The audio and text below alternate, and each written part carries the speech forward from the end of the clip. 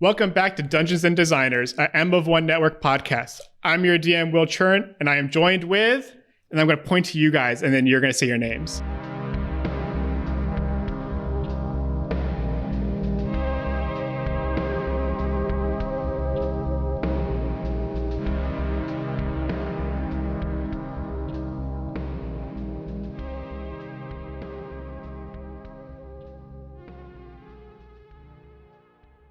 Hey, I'm Courtney. I'm Dan. I'm Zach. And then we're joined by Arjuna Coles, who works down in Pensacola, Florida with a marketing agency. And he also draws very anime-esque illustrations, which he'll be posting on his Instagram, Arjuna_Cole, very soon. Hey, Arjuna, thank you for joining us. Thank you for having me. I know you through our good friend Diane Gibbs, but maybe some other people won't be super familiar with you. Do you have any summary of who you are that you'd want people to know? Yeah, well, I'm just a guy working at a marketing agency. I love art. I love design. I love video games. Never played Dungeons and Dragons before, so I'm excited to experience it for this time. Sweet. All right, let me pull up my notes. At least you know it can only go up from here. Mm-hmm. That's how I feel about myself. It's been a minute since I thanked the crew over on Patreon. So I just want to say thank you for everyone over there who helps us cover costs like hosting fees. If you would like to join and get monthly stickers, access to our Discord, or our ever-updating setting document, high-res art, like the Lathander's Ring drawing by Gregory Holmes, and also all the maps we use on our episodes, head on over to patreon.com/DNDesignersPod, and you can pick a tier that fits you best. Across the material plane, all of PEG's subscribers can hear the latest Rosette Gazette recorded from the stranded ship on Anadia. Hello, friends. We're still based in Anadia. I'm not sure how much I should say about this, but I think we've stumbled across something big. Wick, Elisar, and I were almost at square one in seeking additional repairs for the ship, and we decided to ride into town for additional jobs or parts or really anything that could get us to the next step at this point. On our way through the front gate, though, Wick made a smart and really moral decision to alert the guards people about the shapeshifters and the large weapon that we had encountered in the cave. The guards directed us to the town's temple to speak with the higher authorities and priests there, and I did not expect to meet a deity, but we met a deity, I think? She's a 2-story tall halfling named Yondala, and she could see into our thoughts. She let us know that our drow companions probably didn't make it after searching for Miska the wolf spider, and she offered to help us with a new ship if we could confront Miska ourselves to bring balance back to the gods. And I know it sounds like we're falling for another trap, but I do trust her. She answered a lot of our questions, and she was really kind and had an understanding aura about her. She gave Elisar a rod that we can use if needed to protect ourselves against Miska when we go to talk to him. And it sounds like we'll most likely be needing that. So yeah, this is big. It feels right. It feels scary. I've never been near a demon lord before. It sounds like we'll be going uninvited into his home too. But how amazing would it be if we could help solve this? Am I expecting too much? We could help restore the tears in the magic weave that have hurt so many, including my Aunt Peg. So I'm thinking of you all back home. Peg. Today's session is going to start out with everybody is up on the second floor. So Peg, Wick, Elisar, you guys are on the second floor of the ship in the sleeping quarters. You wake up. It is just now morning. You three feel like blessed. Like this morning feels different than past. A lot of your past injuries that you guys have endured feel like they healed overnight. This is definitely a result of your meeting with Yondala. And you guys instantly know that's the biggest change that happened.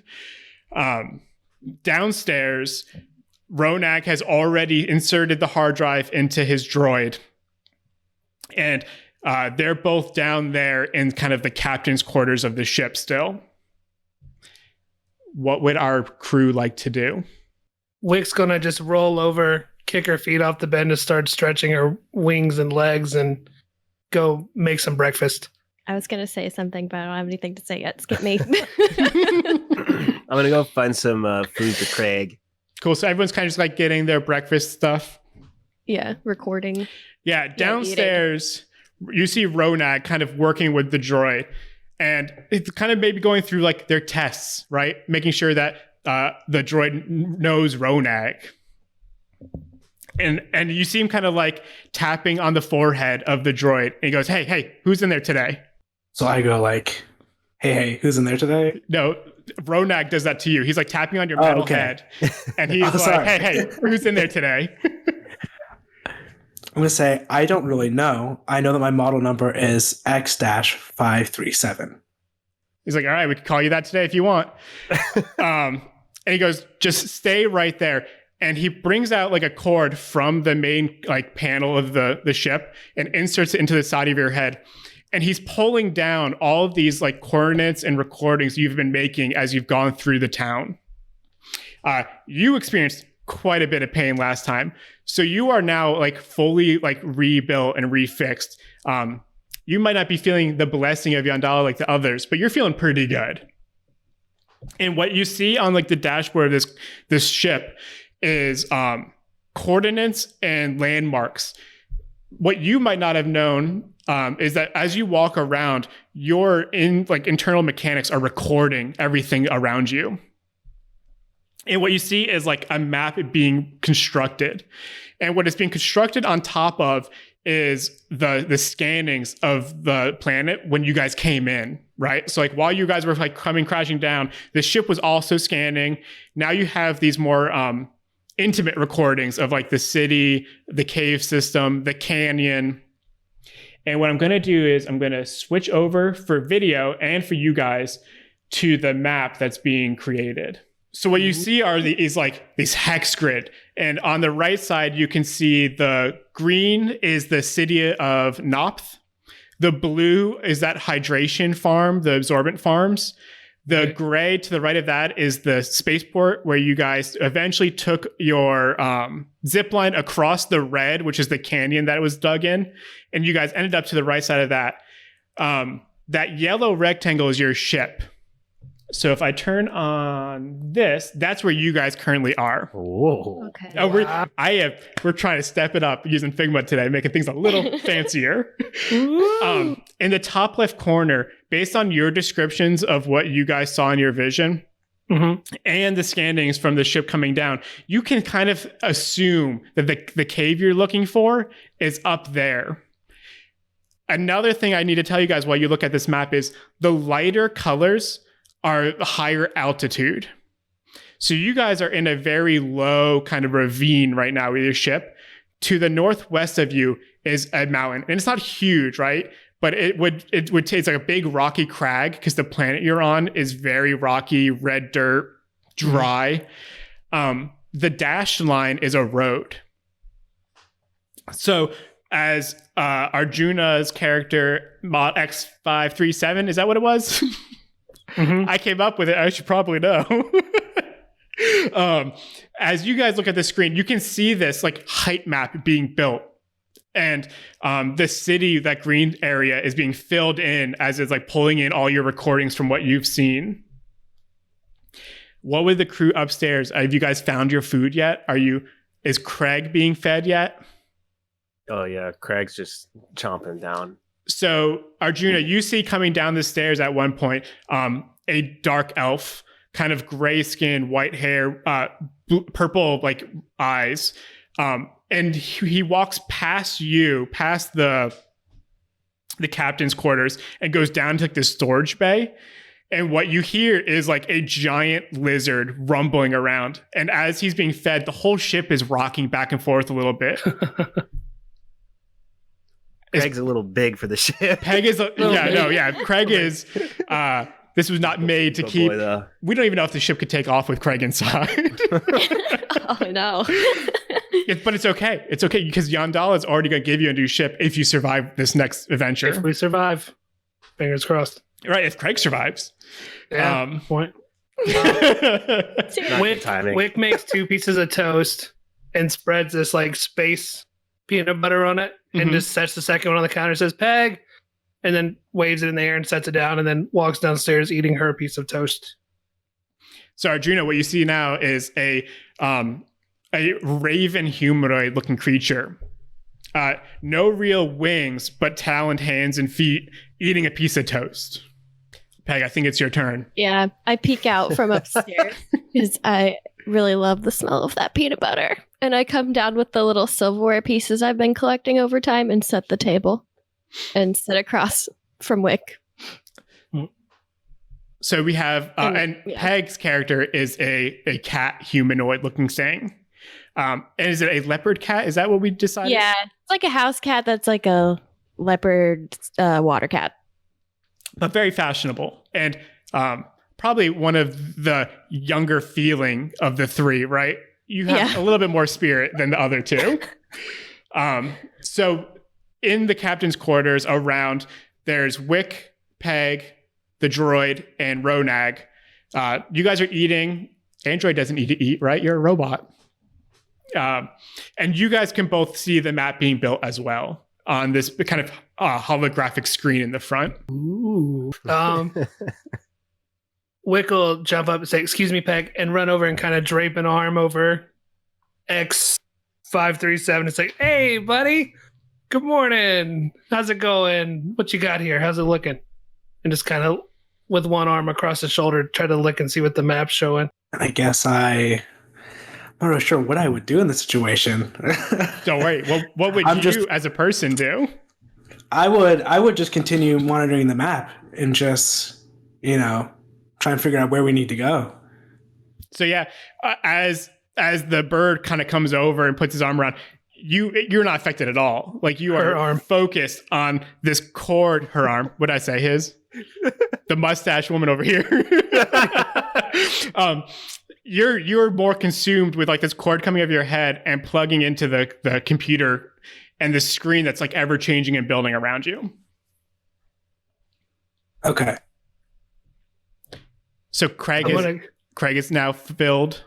Are there any brooms on board? Oh, you can find one for sure. I'm gonna find a broom and dump it in some water and start brushing Craig's teeth. So in addition to the whole ship kind of rocking a little bit, you can hear like sloshing. Hygiene is important. Yeah. Gotta keep them teeth sharp. Losing a tooth as a giant like desert lizard is a short life sentence, Exactly, man. Gotta stay on top of it. Make sure you get the gums real good. So as you guys are eating and looking at this can you roll map, for gum cleanliness? We don't want. We're really anti-gingivitis. Let's see. 14. Wow, cool. Yeah. Plus what though? Animal handling, obviously. Yeah. As you guys are cleaning the teeth and eating, Ronag looks over to you guys and like, what happened yesterday? Oh boy, what didn't happen? You remember, it was just a regular day. You go in and meet a small giant lady who turns out to be a goddess who teleports you through her wall to see where the other goddess you were looking for is. And your two compatriots who you've been waiting for months for, or weeks rather, have died. So, nothing major. What happened over here yesterday? And he looks at you and he is like, I know you guys might believe in gods, but like, they are no longer a thing. You guys, you can do what you want. We're over here just trying to figure out how to get off this planet. And he points over to the map and he's like, I like built out this is where we've been. This is where we're looking at. I think we still need to get those parts for the ship. We've got a way. It's a little more indirect than what we've been trying, and Wick leans over more and touches the map with a peanut butter finger where it looks like the cave is going to be. Sure. It says, there's no parts in there, but if we can do that, we'll be able to get them a lot quicker. And then real sarcastically with his like one robotic arm and one orcish arm, he's like, this god, like with quotation marks. He's like, do you think you can trust them? Because the last time you guys went to a cave, it didn't work out so well. That's a good point. Yeah. I think we can trust it a little bit. And then she kind of points at her shoulder and in a very sarcastic way rolls her shoulder while looking at his that she almost took off. Yeah, so he like pinches, zooms in up on this map, and he's like, if you need to get to this cave, it's going to be like a full day's journey. You can either take the short way up over the mountain, which will like kind of like get you over top and into this canyon, or you can go to the road and try to get over and then just take the flat all the way in. Mm-hmm. That'll probably add another half a day though, right? If we do the road. It's definitely like twice as long. The road will be quicker travel for sure compared to just roughing it through the untamed lands. But yeah, that's definitely, and he looks at it, he's like, it's probably almost 3 times the distance.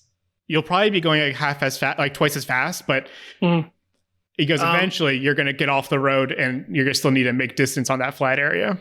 Sure, she says. And then she turns around and she just yells down in the hold like, LSR! Trying to get him. Come look at this map. I got like 3 more teeth to go, man. Do you think Craig could climb up that mountain? Throw a football over them mountains. I don't know. Is there a window where I am? Yeah, sure. You can find like if you go up, you can find like a window in the captain's quarters area. A picture frame window, just like honeymoon suite kind of thing. Yeah, I'll go look through the honeymoon window. I'm like, yeah, probably. Yeah, and it's not like the Rocky Mountains, right? It's probably maybe a couple thousand feet elevation, not huge, but it is definitely sharp rocks. But you can find I would say it's similar to End of Return of the King, where they're going up Mount Doom, TM. It's like very sharp rocks, and like you can find your way through them. And Craig might be. I'm even sorry, better Return of the King. What did I say? What is that? Oh yeah, I don't know. Craig is probably being like from this area, like being bred and like a lizard of this planet, could probably get over them pretty easily. Yeah, that's what I assessed. Right. Well, if you're okay with it, I think we should try it. Yeah, let's let it rip. Hey, let him rip, eh? Beyblades. So as you guys communicate and you're trying to figure out, like, you're going to take Craig over to this cave area, is there anything you guys want to get before you leave? Who's got the potions and rations? Yeah, I think I only have like 2 left. So well, Yondala gave us 4 of each. Right. So there's at least enough potions for like one of you guys and 1 ration for each of you. Okay. I think I'll be okay. Ration last. How long does a ration last? Like a day. As long as you don't get caught. It's scalable in a day. Yeah, as long as everything goes well, you should be able to get to that cave within a day. I don't like that look on your face. It's like he's like keeps really heavy fist with the if. I don't want to be a liar. Yeah. Sure. We've never accused you of that. Wick, after checking with Peg and LSR confirming where the rations are, kind of like pats the droid on the back, like, hey, you up for coming with us today? What are we calling you this morning? Do you know? You can just call me Model Y. Yeah, I'll come. My question is, I'm a co-pilot. Do I have experience with animals or only just co-piloting machinery? So you don't have any memory of handling animals. That's right. Okay. It doesn't mean that like when you get into a situation, there might not be some kind of memory in the back of your head that like unlocks. A little spark. But right now, you don't feel abnormally comfortable with an animal. Okay. Well, as I guess a navigating droid, I'm going to come along. Yeah, and Ronag's like, if you're going to take him, and he like clicks some buttons, and he starts uploading the map that's being built here to you. And in your mind, you can start like seeing this map without looking at it. Okay. And as a kind of a map droid having like cartographic tools, you can figure out like the directions you are at all time. So you guys kind of have like a compass that will be joining you. Okay. And can do laser beams. Maybe. You can do something, maybe. Yeah. So as Ronag unplugs you, Alisar's already been getting Craig kind of in ship shape, teeth brushed, fed. I'm assuming the saddle is back on. Oh yeah, big saddle guy. And then if there's nothing else, you guys can back that lizard out of the ship. Back that thing up. I back that thing up. I do that. So as you exit the ship, it's still very early morning. The sun has just kind of gotten over the horizon, and it's already a heater. So as you get out, like Alisar especially, you're probably already sweating a little bit. Yeah, I pull a sun hat from that I stole from that one cave, and I pop it on my head. So as everyone walks out, you see Alisar with this just super southern styled sun hat sitting on top of Craig. I think I'll fan Elisar with my droid hands. With the motors in there. Yeah. Wick kind of pulls back a little bit when the hand starts flapping. I just kind of slowly looking like okay, it looks better. Are you guys all going to get on top of the lizard? I can walk to the side if there's not room, but otherwise, sure, yes. Oh yeah, I think there's room. Okay. It says medium and smaller creatures can ride. Yeah, and I think we've been hand waving like it can just take all four of you. You're all medium. He's a chunky boy. He will be moving slower, right, than if he wasn't being adorned with people. But he'll what? Word usage. He'll still be able to get you up and over there.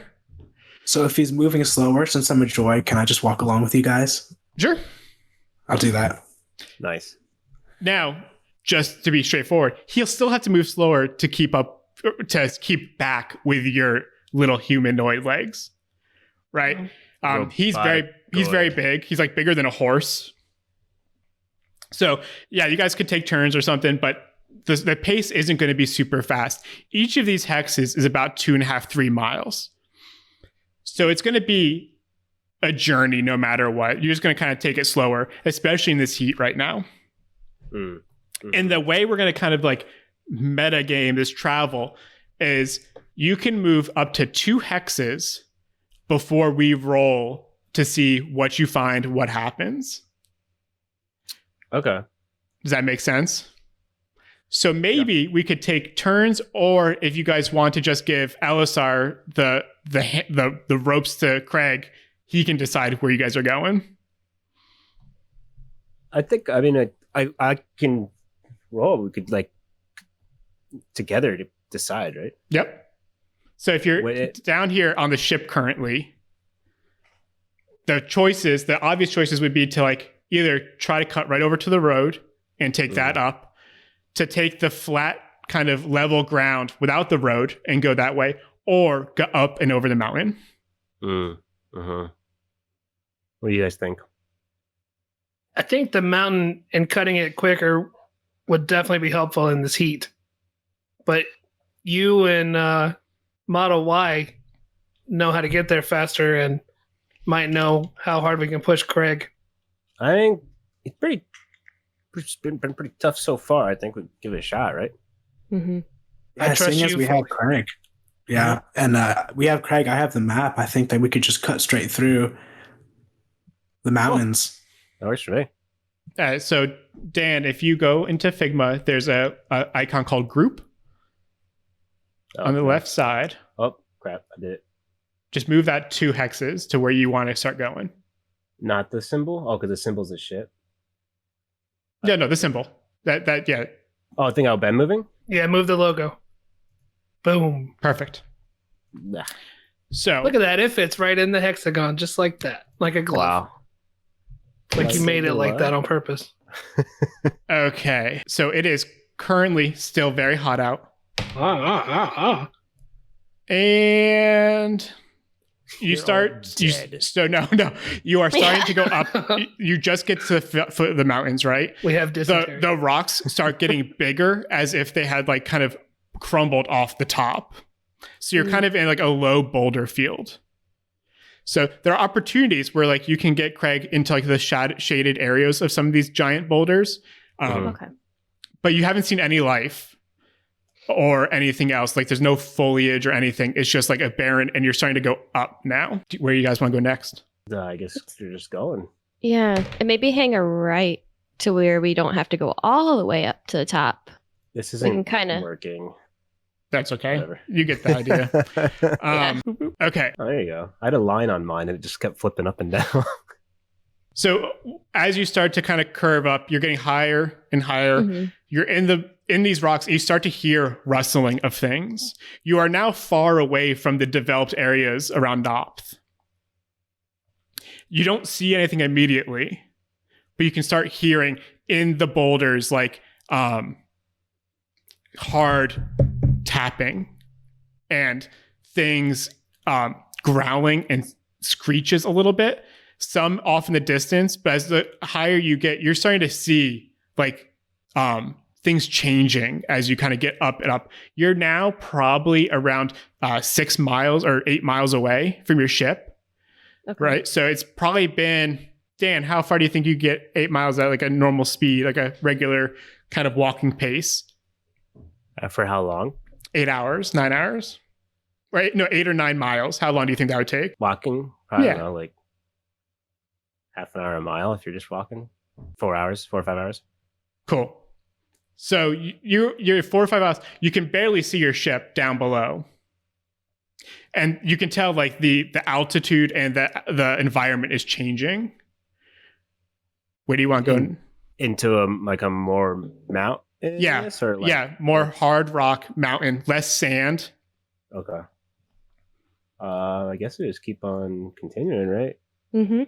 Any sounds concerning anybody else? You could Should we maybe follow like the perimeter so we're still in the shade so that we're not necessarily climbing up, but we're just going around a little bit? I agree. For sure. That sounds good. I'm going to do what the map says. Just follow like this area here, maybe. Mm-hmm. Yeah, that works. Yeah. And as you guys kind of take this turn to the right a little bit for, half hour, the clacking gets louder and louder behind you. And even though you've been riding Craig at a decent speed, you do hear something behind you. And as one of you turns around, you see a giant scorpion kind of crest over one of the rocks. And its tail strikes a boulder and just cracks it in half as it starts making its way through these big rocks towards you. Has it seen us? Oh, it hasn't only seen you, it's been following you for probably an hour. Oh. And it's ready to go. It picked this space particularly maybe to get you. I need you guys to all roll initiative. So Arjuna, do you remember the D20 D20. plus your D20. plus your initiative number? Okay, so I rolled 17 plus 7. That is 24. 24. It's a good one. Yeah. 12. 18. 19. Sorry. Does Craig go? He goes on yours. Okay. All right, Arjuna. X Model Y. You on top of this giant lizard turn around and see the scorpion kind of coming at you. What in this moment do you do? I think I'm gonna fire a ranged attack to keep it back. So you kind of stand up on the lizard, turn back, and then try to shoot a palm laser at it? Yeah. Sounds great. Try to roast it. So roll your attack roll. So D20 plus your 4. Okay. I got 12 in total. Sorry, 1 second. 12 is not going to hit. So you get up on the lizard. Maybe the lizard rocks a little bit, and you try to shoot your laser, and it goes off and hits a boulder next to him. Dan. I'm going to have the Drake charge at the scorpion. Cool. So as you kind of pull on the reins, I'm going to need Model Y, Peg, and Wick to like jump off as it starts rearing around. So either you guys are flown off, or maybe you hop off. I'll let you guys choose. I want to make you roll for it. I'll hop off and towards the scorpion. Cool. Kind of get into like a battle position, maybe almost. All right, Yeah, Dan. full on backflip. Put some flavor on it. Yeah. All right, Dan. What's the charge do? So he each creature in his way must make a DC 12 plus my proficiency bonus, which is 2, so it's 14 strength saving throw. Okay. And he's actually going to charge through. And because of his war charge, he gains resistance to bludgeoning, piercing, slashing damage, and doesn't provoke an opportunity attack. Cool. All right, I got a 18. Bummer. So you pull the Drake right through.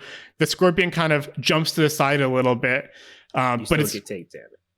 Okay. How much? Is it half? Yeah, you take half. So the Drake hits the Scorpion a bit. The Scorpion tries to go with its tail to attack you, but can't as you just rush through. 6. Okay. And then I'm gonna vault attack off of him. So I'm gonna jump off and fire you with my Urgolian slug thrower. It's your gun now. You get to decide. Whatever. So as the Drake runs through, the Scorpion tail goes to hit it and misses, but you're now in the air taking a shot at it. Yeah, but like as after he got out of the way. Right. You know? Yeah, of course. Nat 20. Arjuna, as Dan does the math, if you roll a 20 on your D20 dice while you're doing your attack, you get to roll double damage. Okay, so if I roll D20... to see if you hit, you would then get to roll 2d8 instead of 1d8. Okay. And when you're attacking, don't roll a 1. Don't roll a 1. All right, Dan, what's your... You have to take a DC 15 dexterity saving throw. Okay. No. Now it says you take 2d10 as piercing damage is what so you take 4? Mm-hmm. That's double. It's like, all right. This is gonna hurt. It's gonna hurt so bad. I hope. It could potentially not hurt at all, but like a little it bit. It could hurt 4. 27. Okay. That's a good. That's a and good then is there fire or anything involved? I don't remember. The liquid metal? Solid metal at incredible velocity. Okay.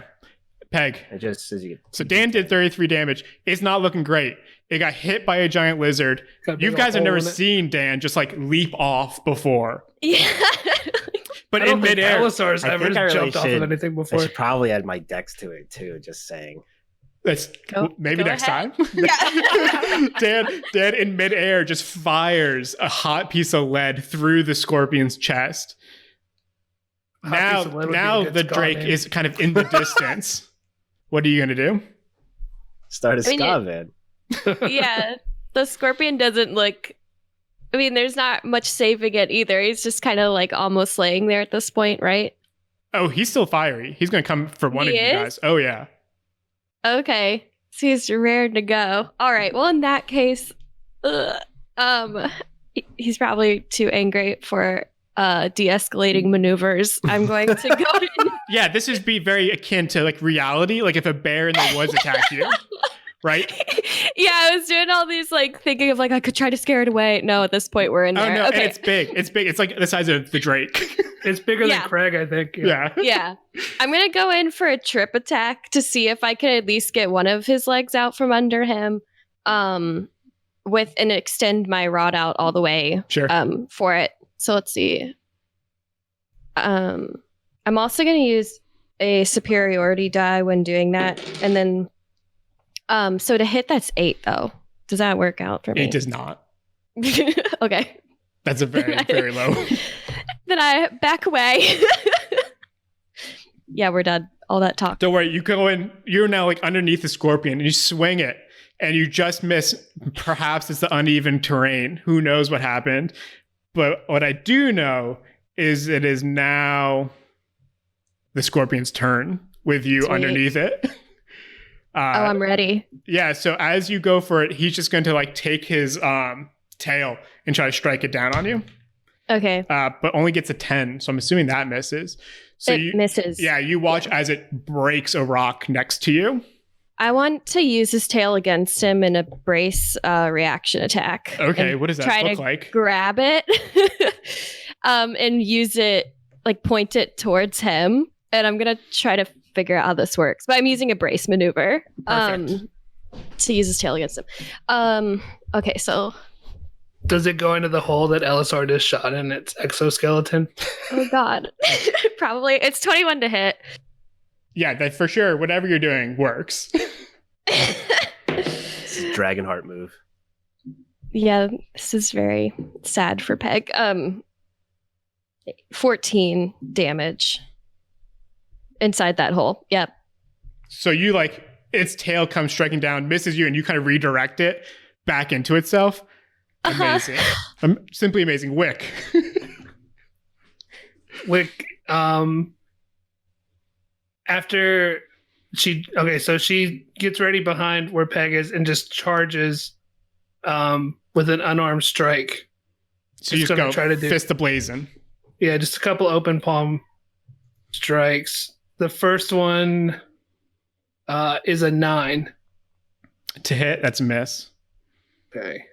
Maybe you hit it. It just doesn't do any damage. To it, my hand hurts. Right, you're hitting this like hard carapace.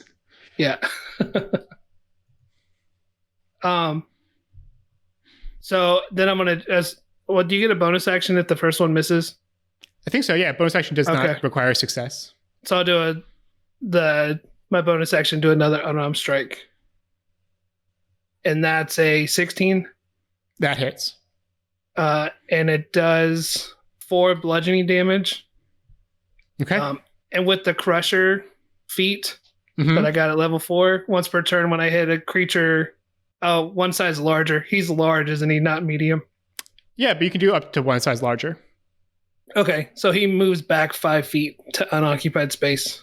So you do the first hit, and it doesn't feel it at all. So maybe you put some extra loving on that second hit, and when you hit it in like its face, it actually like stumbles back a few, with its tail kind of popping out of its chest, maybe from what Courtney did with Peg. Arjuna, you see them, and I guess you have no memory of fighting with them in the past. Maybe there's an inkling like you've been here before. You're still where Craig originally was, but on the ground now. What do you want to try to do? Can I like run up and rocket punch its tail? Yeah, obviously. Deeper into his chest. Yeah. Okay. So you can do that. You watch the tail like pop out as he like stumbles back, and you're like gonna recork it. And remember, you get 2 attacks. So last time I forgot to remind you, you only used 1. You get 2. Okay. Now, am I rolling a d6? That's nope. Right for the d20 plus 4 again. D20, okay. Because you guys see, you're aiming for that tail, right? It's a pretty specific body part. So let's see if you actually hit it. Okay, I rolled a d20. I got 20 plus 4. It's 24. Okay, so that's a crit success, right? So now, what is the damage die? It's a d8, right? D8, right? So do I roll the d8? Twice. So it's 2d8 plus what is the bonus? 4? Okay, so I rolled d8 once. I got 1. Okay. I rolled it again and I got 4. So it's 5 plus 2 bludgeoning. So 7. Right? 7, okay. Yeah, and you watch as the tail re-enters its body and its entire self goes limp.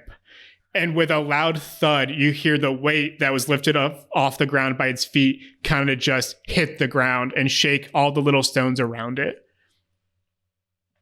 And within what was only probably 12 seconds, you guys destroyed this giant scorpion. I would say like here, our scorpions are normally like black. This one is definitely a reddish, like it was camouflaged within the stones. And that's probably how it was getting close to you. After defeating it, is there anything you guys would like to do?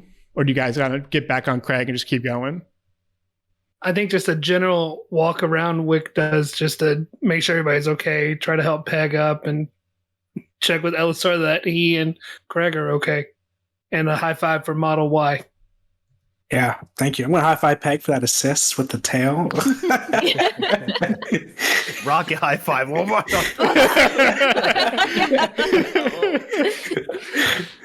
And then I climb back on Craig if everybody's cool with that. Yeah, Craig kind of turns around maybe and rejoins after passing through. Cool. So on the map, you're still quite a few hexes away. You're getting closer. How's that heat?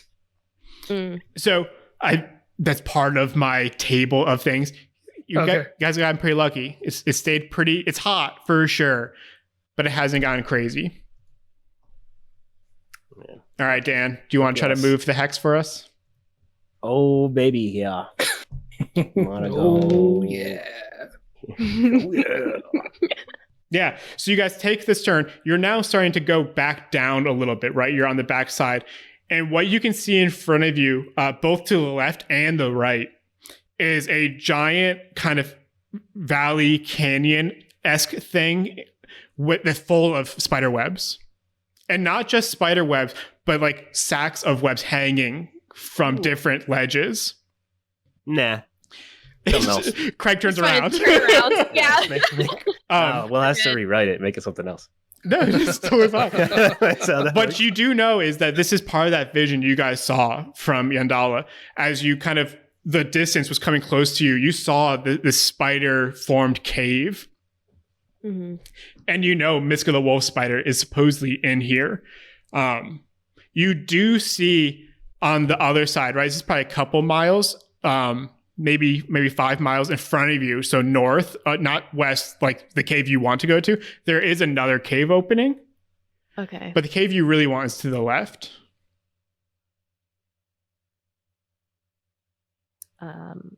Then I will go left. Check it out. Check out the spider one. The Did you roll anything for moving 2 squares? Or does that... Okay. Oh, okay. Sweet. Okay. So there's either the one on the like yellowish. Yep. That's or that's there's your one. yeah, a little bit north. I probably didn't put it in the map. Okay. It's like on the other side of this little ravine. Actually, I probably did. I probably don't have it zoomed in. Yeah. So the very top hexes you see, Yeah. there's like a small cave not marked on the map. But the one your final destination is the one to the left. Is it glowing or enticing? Or No, there's Big definitely sign outside. there's some Free weapons. you can see like Yeah, spider webs dope kind of go stuff. there. There's a trail that goes from it down into this ravine. But there's nothing that like it could just be a natural cave system that was here, right? Like what you're seeing now is this untamed planet. Mm-hmm. So it could just be another scorpion cave or something, right? There's nothing that says like treasure. But you also never know. Treasure gift from Will. See here. Okay. I'd say we just maybe hug along this. So stay high. line. Yeah, maybe. Sure. That seems smart. Yeah. Let's wait and do the webs later. There's like little clouds start forming in the sky. And you can feel the temperature dropping slightly.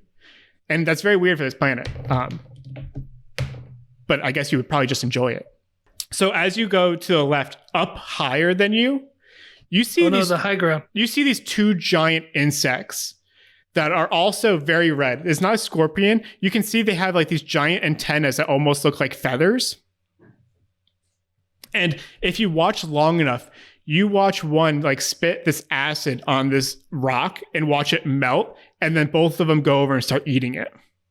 They're not looking at you guys at all. Like they're just up here eating the different rocks. But you see them, they're again probably the size of that scorpion. Like the bugs out here seem huge in this mountain area. Mm-hmm. But you can choose just to ignore them. And then in the next turn, you could definitely get down to that cave if you wanted. Perfect. I have some rope of some kind, probably made out of bed sheets. We could rappel into that hole. I think Craig could actually probably do it himself. Like Craig, because he's like a breed of lizard from here, Mm-hmm. he could probably just like scale down back into that valley. Oh, How awesome. convenient. We could use your sheets to tie ourselves to Craig. That could help. Yes. A little harness. Like a rodeo, like tie your hand to the saddle. Yeah. So is that what you guys are going to do? You're going to try to go straight down? Yeah. Wait out the big centipede things. Smart. Yeah. Cool. So you guys get down. You are standing in front of a cave. It's small, right? It may just barely fit Craig. Craig would have to move slowly. But what you see on the outside edges of this entire cave are spider webs, and they create almost a cylinder going in. On the outside of the cave is not just natural rock formations, but you see these giant rock spires that look like spider legs coming from the entrance and wrapping up around the cave entrance. Within like in between these spires are like corpses of different things. The stench from in here definitely could be a demon lord lair. It's not pleasant. As the last little bit is that as you look in, even you with dark vision have a hard time seeing in here. It is so bright out here, like out in the sun, that as you look in, it looks like all sun escapes and just turns into pitch black. Do you guys want to dismount Craig and try to enter? Yeah, so we're basically going through the front door. That's what it would seem like, yeah. Okay. Not Do I have a flashlight? You do.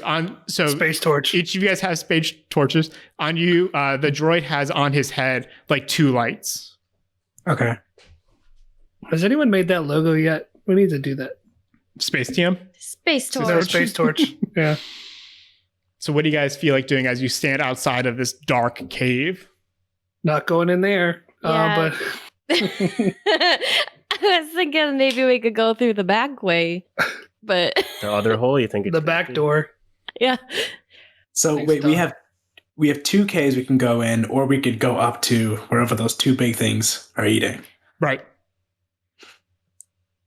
Shoot, Dang. we could turn and just like go down that street that we just came along and see what's down in the black part of the You could thing, just go Mabah. back. Yeah. Up to the top right. That road leads to another city. Wow. Or you I can go didn't know back. there were more cities on this planet. Oh, this is a full planet. You just in one It's a area. whole planet. You Oh, hey. go back to Nopth if you wanted. And, yeah. Possibilities are endless. Imagine much we're all daylight do saying you this to each other. as you sit outside, you're like, we could turn around. Wonder Yeah, How how much hard it would daylight be do to we get. have? Daylight. What was that? How much daylight do we have? So I think we said it was like 4 or 5 hours for the first half. So you're probably, if you left early, like 7 a.m., it is probably almost dinner at this point. 4 or 5 Yeah. early dinner.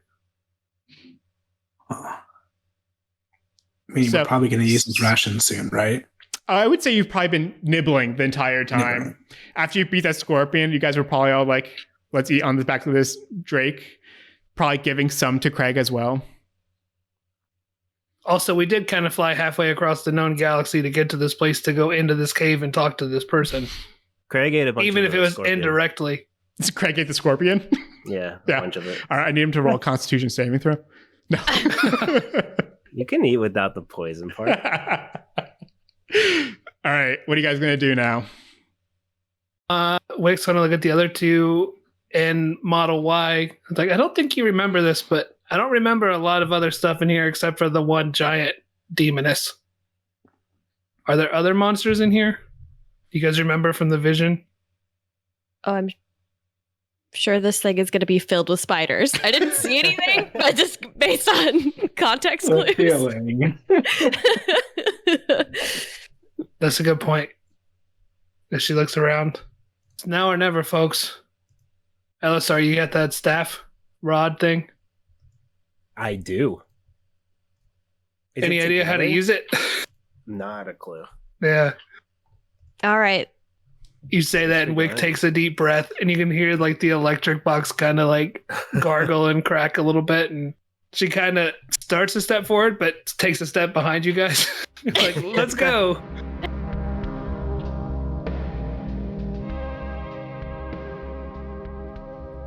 That's another episode of Dungeons and Designers. Intro music is by Mon Plaisir.